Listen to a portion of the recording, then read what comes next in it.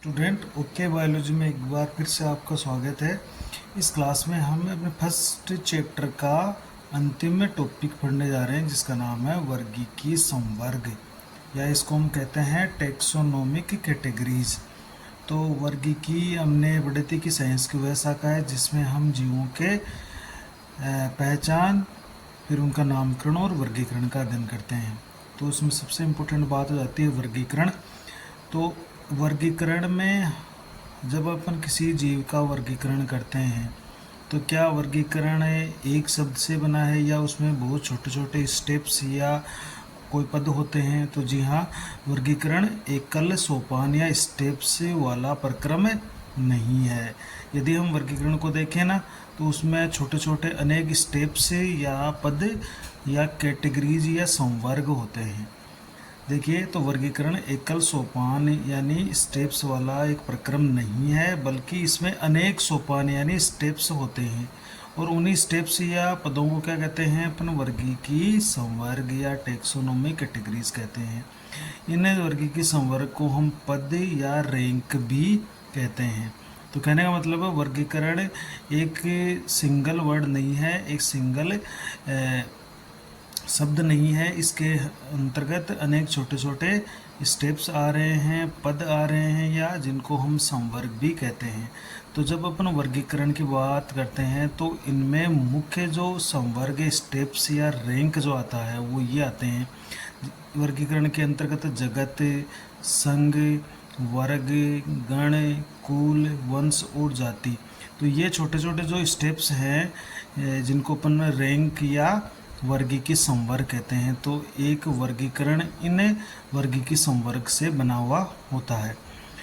ये जो देख रहे हैं अपन, जगत, संघ, वर्ग, गण, कुल, वंश और जाति, ये 7 ऐसे पद हैं जो प्रत्येक जीव के वर्गीकरण में निश्चित रूप से आता है, यानी ये मुख्य संवर्ग है। तो हम ये कह सकते हैं कि वर्गीकरण में 7 मुख्य संवर्ग या पद होते हैं जिनका उपयोग निश्चित रूप से किया जाता है।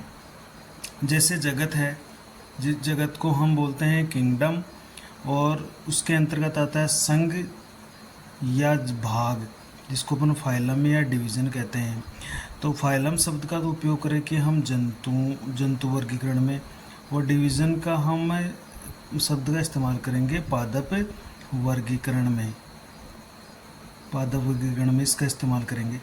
तो जगत, फिर जगत के अंतर्गत आता है संघ या भाग, फिर उसके अंतर्गत आता है वर्ग जिसको क्लास बोल रहे हैं, फिर गण ऑर्डर, फिर कुल यानी फैमिली, फिर वंश यानी जीनस, और जाति मतलब स्पीसीज। तो ये 7 मुख्य पद होते हैं और इस पूरे से एक वर्गीकरण बनता है। ये एक वर्गीकरण हुआ। तो हम कह रहे हैं वर्गीकरण एक सिंगल स्टेप वाला प्रक्रम नहीं है, इसमें छोटे छोटे और भी स्टेप्स होते हैं। तो ये स्टेप्स क्या कहलाते हैं? वर्गीकीय संवर्ग। जैसे इसमें 7 वर्गीकीय संवर्ग मौजूद है। इसमें जो सबसे बड़ा संवर्ग है, वो कैटेगरी है, वो है जगत, या जिसको अपन किंगडम कह रहे हैं। और सबसे छोटा और सबसे बेसिक जो कैटेगरीज है या आधारभूत जो इकाई है, सबसे छोटी, वो है जाति, स्पीसीज जिसको बोलते हैं। तो ये 7 संवर्ग तो प्रत्येक वर्गीकरण में निश्चित रूप से आते हैं, लेकिन कई जीवों का जब वर्गीकरण करते हैं तो इससे भी ज़्यादा उसमें पद शामिल होते हैं। जैसे संघ को हम उपसंघ में बांट देते हैं। संघ है यहाँ पर, तो उसको उपसंघ यानी सब फाइलम, तब यहाँ पर कैटेगरीज बढ़ जाएगी, संवर्गों की संख्या बढ़ जाएगी। जैसे आर्थ्रोपोडा संघ है, कोर्डेटा संघ है, तो उसमें कई उपसंघ होते हैं। इसी तरह से वर्ग को महावर्ग यानी इससे ऊपर सुपर क्लास होती है, फिर क्लास के अंदर सब क्लास और होती है, तो यहाँ पर भी 3 कैटेगरीज और बढ़ जाती है। इसी तरह से गण है, कुल है, कुल को भी हम उपकुल में बांट देते हैं। वंश जाति तो 7 से ज़्यादा 9, 10, 11, 12 भी ये कैटेगरीज हो सकती है, लेकिन मुख्य रूप से ये 7 कैटेगरीज तो आपको सभी जीवों के वर्गीकरण में देखने को मिलती है। तो ये जो प्रत्येक संवर्ग है, ये वर्गीकरण की एक इकाई यानी यूनिट या एक पद को प्रदर्शित करता है। जैसे एक इकाई है, एक यूनिट है ये, जिसे हम विज्ञान की भाषा में वर्गक या टेक्सोन भी कहते हैं। देखो, तो इनको हम टेक्सोन भी कहते हैं या वर्गक भी कहते हैं। एक वचन, टेक्सोन का मतलब वो एक वचन, और इन सब को मिलाकर हम टेक्सा भी कहते हैं। सभी संवर्ग मिलकर वर्गीकी पदानुक्रम बनाते हैं। देखिए ये इम्पोर्टेंट बात है, ये जितने भी इस वर्गीकी संवर्ग है, ये पद है, जब इनको अपन मिलाते हैं, लिखते हैं, तो जो श्रृंखला बनती है या संरचना बनती है उसको अपन बोलते हैं वर्गीकी पदानुक्रम। पदों का एक अनुक्रम बनता है जिसको अपन टेक्सोनोमिक हायरार्की कहते हैं। ये जो वर्गीकी पदानुक्रम है, इनको हम आरोही यानी असेंडिंग क्रम में और अवरोही यानी डिसेंडिंग क्रम में लिख सकते हैं। कहने का मतलब है हम इनको यहाँ से देखिए, मतलब जाति से भी लिख सकते हैं, जाति, फिर वंश, फिर कुल, फिर गण, फिर वर्ग, फिर संघ, फिर जगत, या इसको हम ऊपर से भी स्टार्ट कर सकते हैं जगत से, जगत, फिर उसके अंदर संघ, फिर वर्ग, फिर गण, फिर कुल, फिर वंश, फिर जाति। तो ये इनका एक ऑर्डर है, इसी ऑर्डर को हमें ध्यान में रखना पड़ेगा, इसी ऑर्डर से हम लिखेंगे। अब आप चाहे इसको आरोही क्रम में लिख सकते हैं, जाति से जगत की ओर लिख सकते हैं, या जगत से जाति की ओर भी लिख सकते हैं। तो कहने का मतलब है हम वर्गीकी पदानुक्रम को आरोही क्रम में भी लिख सकते हैं और अवरोही क्रम में भी लिख सकते हैं। अब देखिए, जैसे जैसे हम जाति से जगत की ओर जाते हैं, यानी जाति से जगत की ओर जाएंगे, तो समान लक्षणों की संख्या हमेशा कम होती जाती है और असमानता बढ़ती जाती है, क्योंकि जाति में सर्वाधिक समानता होती है। जैसे जैसे जाति से हम उस जगत की तरफ जाएंगे, असमानता तो बढ़ती जाएगी, समानता कम होती जाएगी। जाति में सर्वाधिक समान लक्षण मौजूद होते हैं, सर्वाधिक समान लक्षण, या इसमें हम कह सकते हैं सबसे कम असमानता होती है जाति के अंदर, और जगत होती है इसमें सबसे कम समान लक्षण होते हैं, यानी असमानता सर्वाधिक, यानी असमानता इसमें सर्वाधिक होती है। देखिए ये है, और जबकि जाति में सर्वाधिक समान लक्षण होते हैं और जो असमानता होती है वो बहुत ही न्यूनतम होती है। तो ये भी अपन इसको कह सकते हैं। तो सब सर्वाधिक समान अगर कोई लक्षण है मौजूद वो जाति है, और सबसे कम अगर किसी में समान लक्षण है तो वो जगत है।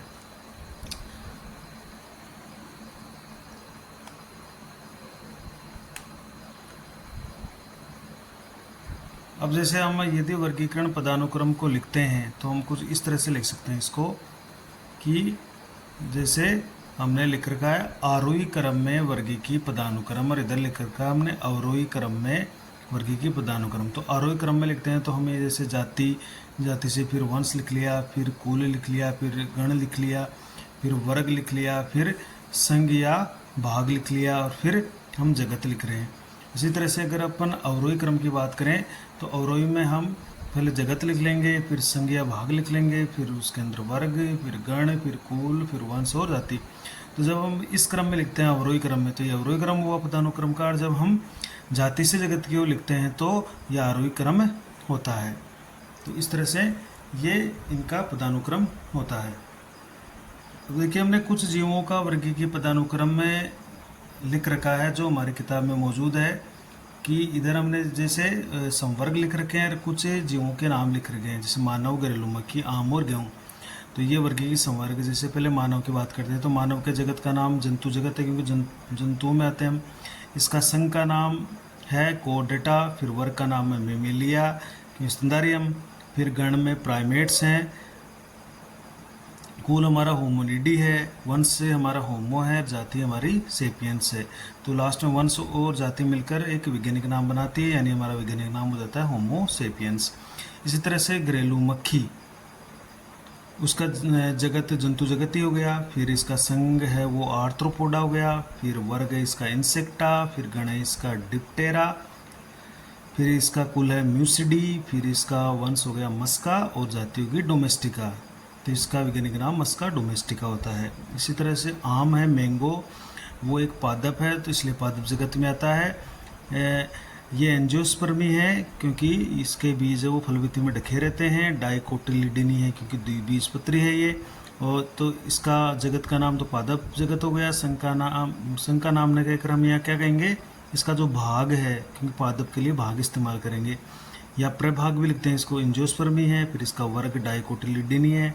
इसका गण है वो सेपिंडेल्स है। कुल इसका एनार्किडिएसी है। वंश इसका मेंजीफेरा है और जाति इसकी इंडिका है। इसी तरह से गेहूँ पादप की बात करें तो गेहूँ इसका जगत है पादप है। इसके भाग का नाम है एंजियोस्पर्मी है। इसके वर्ग का नाम है मोनोकोटिलिडनी यानी एक बीजपत्री है ये। इसका गण है वो पोएल्स है। इसकी कुल का नाम है पोएसी और इसका वंश का नाम है ट्रिटिकम और इसका जाति का नाम एस्टिवम। इसका वैज्ञानिक नाम हो जाता है एस्टिवम। तो यहाँ पर ये सारे मिलकर टेक्सा बनाते हैं और इसका एक वचन हम इनको एक वचन के रूप में यानी इस सिंगल पद को हम टेक्सोन भी कहते हैं। अब हम एक एक को यहाँ पर पढ़ लेते हैं। देखिए तो सबसे मुख्य जो संवर्ग 7 है उनको अपन पढ़ेंगे। तो सबसे पहले बेस से चलते हैं, जाति से स्पीसीज। देखिए स्पीसीज क्या होती है? एक group of closely related organism, यानी सबसे जो जीव जानवर या जो जीव है सजीव वो सबसे ज़्यादा क्लोजली यानी घनिष्ठ संबंध रखते हैं, जिनमें सर्वाधिक लक्षणों में समानता होती है, वो जीव या जानवर क्या क्या कहलाएगा? वो समूह क्या कहलाएगा? वो जाति कहलाएगा। यानी जातीय वर्गीकरण की सबसे छोटी या स्मॉलेस्ट या आधारभूत एक बेसिक यूनिट है ये। देखिए सबसे महत्वपूर्ण यूनिट है, सबसे छोटी है और आधारभूत इकाई है। यह ऐसे जीवों का समूह है जिसमें मौलिक समानता यानी समान लक्षण हो और ये आपस में प्राकृतिक रूप से अंतः प्रजनन कर अपने समान संतान उत्पन्न कर सके और तो ऐसा समूह क्या कहलाएगा? जाति कहलाती है। तो इसका बहुत बड़ा लक्षण है कि एक तो इनमें मौलिक समानता यानी सर्वाधिक समान लक्षण होते हैं और एक जाति के अंदर जितना भी समूह होता है वो समूह आपस में अंतः प्रजनन करते हैं प्राकृतिक रूप से। हम किसी भी जाति को उसके समीपस्थ संबंधित जाति से उसके आकार की विभिन्नता के आधार पर उसको एक दूसरे से अलग कर सकते हैं। देखिए अगर कोई जाति है और उससे संबंधित कोई दूसरी जाति है तो उसकी जो आकार की विभिन्नताएं हैं, मॉर्फोलॉजिकल जो उसमें वेरिएशन है, उसके आधार पर हम उसको थोड़ा अलग भी कर सकते हैं। जैसे मानव की जाति है सेपियंस, तो सेपियंस में भी बहुत सारे हैं तो उनको भी हम अलग अलग कर सकते हैं। इसी तरह से दूसरा जो कैटेगरी है वो है वंश। देखिए तो वंश क्या होता है? एक या अधिक आपसी संबंध वाली जातियों के समूह को, यानी समान लक्षण वाली जातियां मान लो या आपस में संबंधित जो जातियां हैं उनके समूह को, यानी समान जातियां मिलकर क्या बनाती है? वंश। तो उनको वंश कहा जाता है। जैसे आलू का वैज्ञानिक नाम है सोलेनम ट्यूबरोसम, टमाटर का नाम है सोलेनम लाइकोपर्सिकम, बैंगन का नाम है सोलेनम मेलोंजिना। तो यहाँ पर अपन देखते हैं कि सबका वंश सोलेनम है जबकि इनकी जाति अलग अलग है। तो ये तीनों की जातियाँ अलग है लेकिन तीनों का वंश एक ही है और वो वंश है सोलेनम। तो यहाँ पर हमें अब ये जो आलू टमाटर बैंगन है ये आपस में संबंधित जातियाँ हैं, इनमें आपस में संबंध है, तो हमने इनको क्या किया है? एक ही वंश में रख दिया है। तो समान लक्षणों वाली जातियों का जब समूह बनाते हैं तो हम उसको वंश कहते हैं। तो देखिए हमने इन तीनों को अलग अलग जातियों को एक वंश यानी सोलेनम में रख दिया है। तो इसका उदाहरण हो गया। एक वंश में एक या एक से ज़्यादा जातियाँ भी हो सकती है। तो एक भी जाति या एक से ज़्यादा यानी समूह होगा तो कम से कम 2 जातियाँ तो होगी। तो एक या एक से ज़्यादा जातियाँ हो सकती है। यानी अब जीनस किसे कहेंगे? एक group of closely related species, यानी ऐसी जातियाँ होगी जो आपस में घनिष्ठ संबंधित होगी या अपने आप में सर्वाधिक समानता रखेगी। उन जातियों का हम एक ग्रुप बनाएंगे और वो ग्रुप ही एक जीनस या वंश कहलाता है। इसी तरीके से देखिए जैसे शेर है, शेर का वैज्ञानिक नाम हमने लिखा है पैंथेरा लियो, इसको हमने इंग्लिश में लिखा है पैंथेरा लियो। इसी तरह से तेंदुआ है लियोपार्ड, जिसको हमने लिखा है कि पैंथेरा पार्डस, ये इसका वैज्ञानिक नाम है। और जो टाइगर होता है बाघ, उसका वैज्ञानिक नाम होता है पैंथेरा टिग्रिस या पैंथेरा टाइग्रिस। तो यहाँ पर देखते हैं कि तीनों का वंश एक है, पैंथेरा पैंथेरा पैंथेरा, लेकिन जाति शेर की लियो है, तेंदुआ की पार्डस है और बाघ की टाइग्रिस या टिग्रिस है। लेकिन तीनों को हम देखें तो ये आपस में बहुत ज़्यादा कुछ लक्षणों में समानता रखते हैं। तो जब समान लक्षणों वाली जातियाँ होती है तो उनको हम एक समूह में रखेंगे, वो समूह क्या कहलाएगा? वंश। तो हमने इन तीनों अलग अलग जातियों को जो समान लक्षण रखती है इनको हमने एक ही वंश में यानी पैंथेरा वंश में रख दिया है। तो तीनों का वंश एक ही है और वो है पैंथेरा, जबकि इनकी जाति हम देख रहे हैं कि अलग अलग है। इसी तरह से फेलिस है जो वंश है, उसमें विभिन्न बिल्लियाँ यानी केट जो है केट, विभिन्न प्रकार की बिल्लियाँ इस फेलिस वंश में शामिल की गई है। इसी तरह से तीसरा जो कैटेगरीज है वो है कूल या फैमिली। देखिए तो कूल फैमिली की परिभाषा क्या हो जाती है, समान लक्षण वाले संबंधित वंश। अब वंश ले लेंगे क्योंकि वंश से ऊपर आता है कुल, कुल के अंतर्गत वंश आते हैं, तो हम ये कह देंगे कि समान लक्षण वाले संबंधित जो वंश है जिनमें समानता है उन वंशों का समूह बना देंगे हम। तो जब वंशों का समूह बनाते हैं तो उस समूह को क्या कहेंगे, इसका एक नाम देंगे अपन कुल या फैमिली, यानी group of closely related genus. तो ये ग्रुप होगा किसका, घनिष्ठ संबंधित जो वंश है, समान लक्षण रखने वाले जो वंश है उनका एक समूह होगा और उस समूह का हम एक नाम देंगे जिसको हम कहेंगे कुल। जैसे पौधे के 3 विभिन्न वंश है, सोलेनम, पिटूनिया और धतूरा। ये सोलेनेसी कुल में आते हैं। देखिए सोलेनम, पिटूनिया, धतूरा ये सोलेनेसी कुल में आते हैं। तो 3 वंश है और इनको हमने ये समूह बना दिया है जिसका नाम है सोलेनेसी वंश। तो कहीं ना कहीं इनके अपन पुष्प देखें, पुष्प के भाग देखें तो उनमें समानता पाई जाती है। तो तीनों को हमने एक ही कुल में रख दिया और उस कुल का नाम है सोलेनेसी। इसी तरह से शेर, बाघ, तेंदुआ, ये इनका जो वंश है वो पैंथेरा वंश है। और बिल्ली का जो वंश है अभी हमने पढ़ा था फेलिस वंश है, सारी बिल्लियों को फेलिस वंश में रखा है। तो कहीं ना कहीं ये शेर, बाघ, तेंदुआ, फेलिस वंश, इनका जो वंश है वो भी आपस में संबंधित है। तो हमने इन दोनों वंशों को किस में रख दिया है, फेलिडी कुल में रख दिया है। देखिए फेलिडी कुल में रखा है इनको। तो पैंथेरा वंश को और फेलिस वंश को फेलिडी कुल में रख दिया है। इसी तरह से जो डॉग है, कुत्ते हैं, उनको हमने कैनिडी कुल में रखा है। सारे जो डॉग्स आते हैं, जितने भी वंश के डॉग्स हैं वो उनको हमने कैनिडी कुल में रखा है। तो फेलिडी तो है इनका कुल हो गया और कुत्तों का कुल हो गया कैनिडी कुल। अब आता है गण की बात। तो गण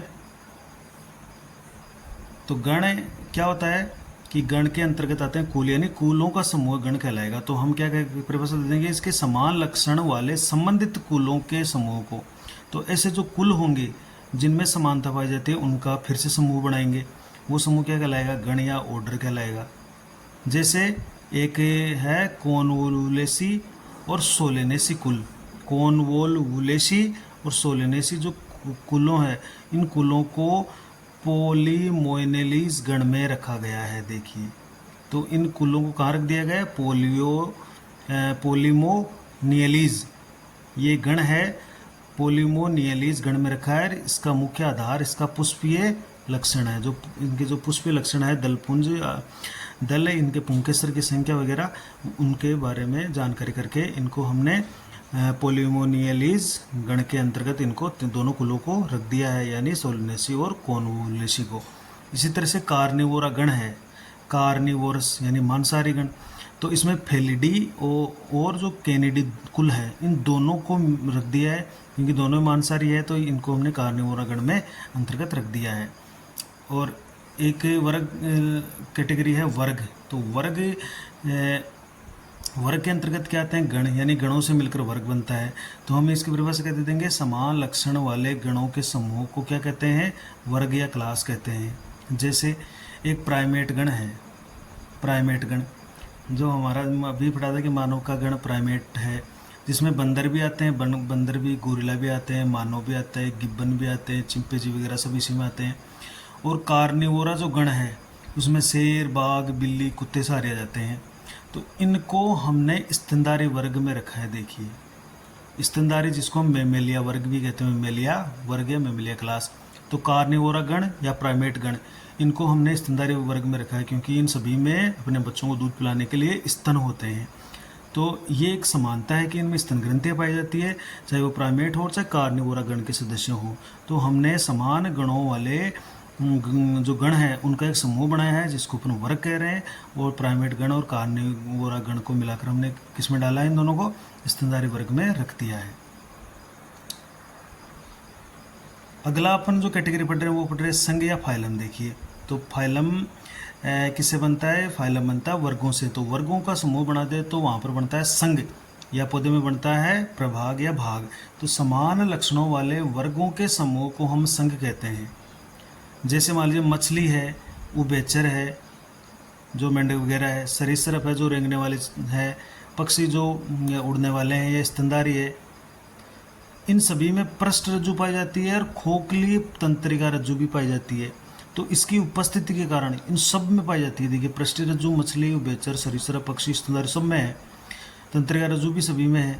तो इस कारण इन सभी को हमने कहाँ रखा है, कोडेटा संघ में रख दिया है।